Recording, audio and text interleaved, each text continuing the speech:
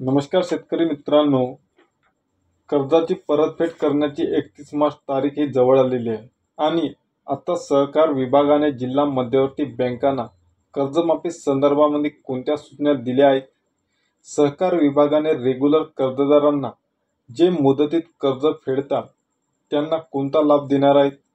जे शेतकरी मागील काही वर्षापासून कर्जमाफीची मोठ्या आतुरतेने वाट बघत आहेत त्यांना सहकार विभागाने कोणते महत्त्वाचे पाऊल उचललेले आहे काय? जिल्हा मध्यवर्ती बँक, स्थानिक पतसंस्था व सोसायटी यांना सहकार विभागातर्फे कर्जदार शेतकऱ्यांना, रेग्युलर शेतकऱ्यांना, नियमित कर्जाची परतफेड करणाऱ्या शेतकऱ्यांसाठी काय महत्त्वाचे निर्देश जिल्हा मध्यवर्ती बँकांना दिले आहेत त्या संबंधित संपूर्ण सखोल माहिती या व्हिडिओमार्फत घेण्याचा प्रयत्न करणार आहोत। तर शेतकरी मित्रांनो, तत्पूर्वी शेतकरी मित्रांनो, या शेतकरी पुत्राच्या चॅनलवर जर आपण नवीन असाल तर आपल्याला उजव्या साईडला काळ्या अक्षरात सबस्क्राईब नावाची बटन आहे त्यावर प्रेस करा।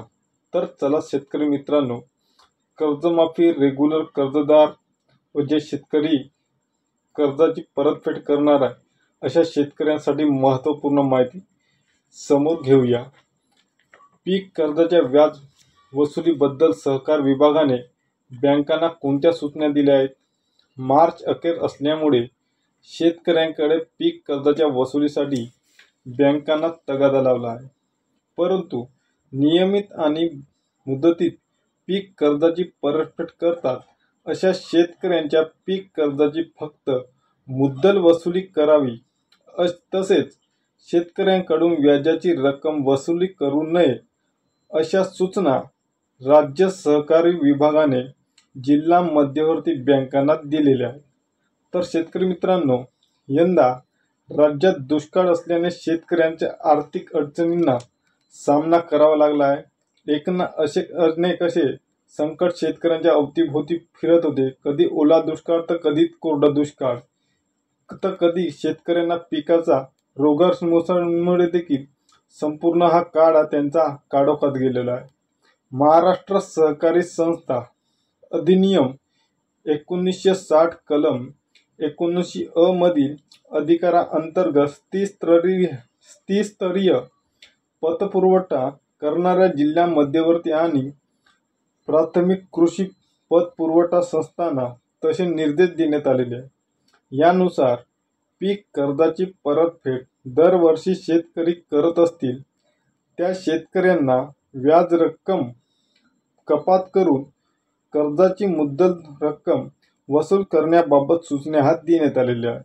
तर शेतकरी मित्रांनो, तसेच मुदतीत कर्जाची परतफेड करणाऱ्या शेतकऱ्यांना प्रोत्साहनपर व्याज म्हणून अनुदानाचा लाभ हा देण्यात यावा आणि शेतकऱ्यांना पुढील हंगामातील कर्जासाठी पात्र ठरविण्यात याव्या अशा सूचना देखील सहकार विभागाने बँकांना दिलेल्या आहेत।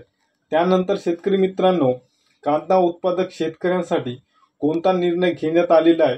2023 मध्ये जानेवारी आणि फेब्रुवारी महिन्यात कांद्याचे दर हे पडलेले होते। त्याच दरम्यान शेतकऱ्यांमध्ये आक्रोश धुमसत होता।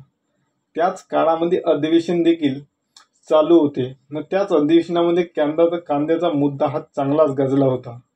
मुख्यमंत्री एकनाथ शिंदेंनी त्याच अधिवेशनात खरीप हंगामातील लाल कांद्याची जी कृषी उत्पन्न बाजार समितीत व खाजगी बाजार समितीमध्ये थेट पणन नाफेडकडे विक्री करणाऱ्या कांदा उत्पादक शेतकऱ्यांना प्रति क्विंटल 350 रुपये तर जास्तीत जास्त 200 क्विंटल पर्यंत अनुदान देण्याची हे घोषणा केली।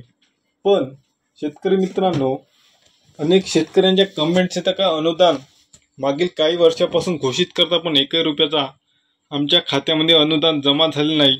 परत 2017 मध्ये जे शेतकऱ्यांचं कर्ज थकीत आहे अशा शेतकऱ्यांना सरकारने थेट कर्जमाफीचा लाभ हा देण्यात यावा। प्रत्येक शेतकऱ्यांची व्हिडिओच्या खाली ही कमेंट आहे की 2016 ते 2023 या काळामध्ये ज्या शेतकऱ्यांचं कर्ज हे थकीत स्वरूपात आहे, ज्या शेतकऱ्यांनी पिकाच्या आपल्या नुकसानीपोटी किंवा पीक न झाल्यामुळे कर्जाची परतफेड न करणाऱ्या शेतकऱ्यांना बँकेमार्फत उचलणीचा तगादा लावू नये किंवा कर्ज वसुलीचा तगादा लावू नये. त्या शेतकऱ्यांना या शासनाने सरसकट कर्जमाफीचा हा महत्त्वपूर्ण निर्णय घेऊन शेतकऱ्यांना नवीन कर्ज प्राप्त करण्यासाठी त्यांना आधार द्यावा. अशा कमेंट शेतकऱ्यांच्या खाली व्हिडिओमार्फत खाली कमेंट बॉक्समध्ये येत आहे की शेतकऱ्यांना नुसतं गाजर न दाखवता सरसकट कर्जमाफीची योजना अंमलात आणावी व त्यामध्ये पारदर्शकता आणून शेतकऱ्यांना कर्जमाफीचा हा लाभ देण्यात यावा. ज्याप्रमाणे उद्योगपतींचं कर्ज हे सरकार माफ करण्यामध्ये हयगय करत नाही, त्याचप्रमाणे तुम्हा आम्हासारख्या शेतकऱ्यांचं 2 लाख 3 लाख पर्यंतचं कर्ज हे सरकार माफ करावं या संबंधित देखील संपूर्ण कमेंट त्या शेतकरी बांधवांच्या रास्त कमेंट अशा येत आहे.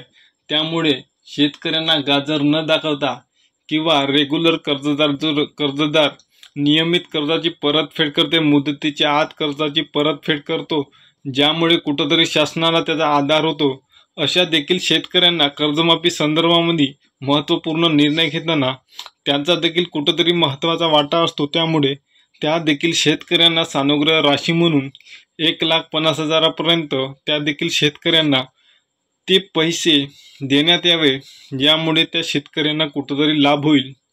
कारण कर्जाची परतफेड करताना प्रत्येक शेतकऱ्याकडे पैसा असतो असे नाही, पण ज्यावेळी 31 मार्चच्या आत हे कर्जाची भरणा करायची असते त्यावेळी शेतकरी हा कुठंतरी टक्केवारीनं पैसे घेऊन येऊन कर्जाची परतफेड करतो व नवीन कर्ज प्राप्त करण्यासाठी तो पात्र ठरतो. यासाठी सरकारने महत्त्वपूर्ण निर्णय घेऊन समस्त शेतकऱ्यांसाठी कर्जमाफीचा असा चांगला निर्णय घ्यावा अशा समस्त शेतकऱ्यांचा कमेंट आहे आणि सरकारने याकडे गांभीर्याने लक्ष देऊन 2016 पासून 2023 पर्यंत संपूर्ण शेतकऱ्याची सरसकट कर्जमाफी करावी.